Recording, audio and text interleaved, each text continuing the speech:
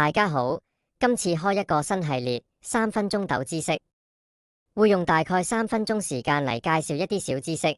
今次介紹一個關於 Microsoft Word 嘅小知識。開始介紹之前，當然大家需要安裝 Microsoft Office， 或者最少都要安裝 Microsoft Word。我之前整咗一條片介紹免費安裝 Microsoft Office， 大家可以睇下，參考一下。好啦，事不宜遲，開始今集內容。呢啲符號，大家有冇用過呢？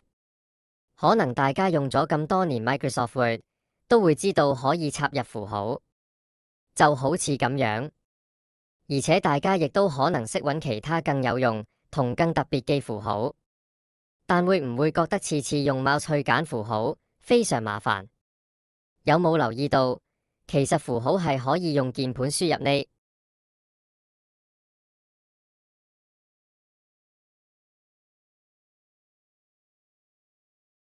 喺呢度可以見到列出咗常用符號嘅快捷鍵，例如呢個嘅符號就可以撳 Ctrl+Alt+C， 咁就出到。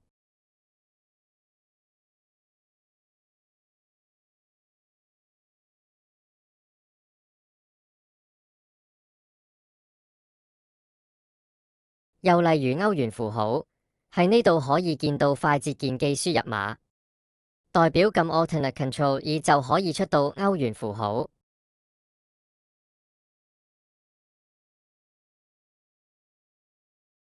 咁英鎊符號呢？點輸入？都冇另一個快捷鍵。係呢個時候，你除咗可以自己新增自定快捷鍵，亦可以查到佢原本嘅輸入方法，就係呢個00A3。只要輸入00A3再撳 Alt+X 就成功。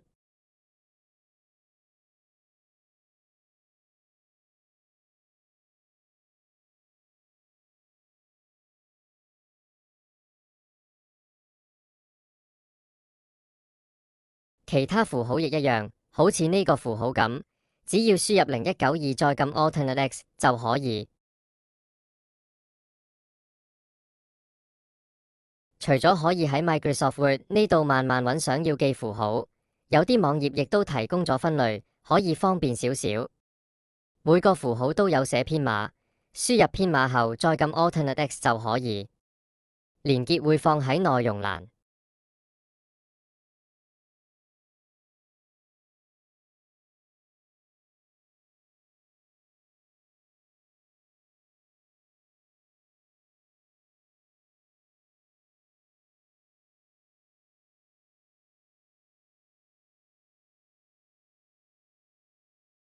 最後介紹多一個比較特別嘅符號，輸入1F5FA，再撳 Alt+X， 就會出現咗一個世界地圖。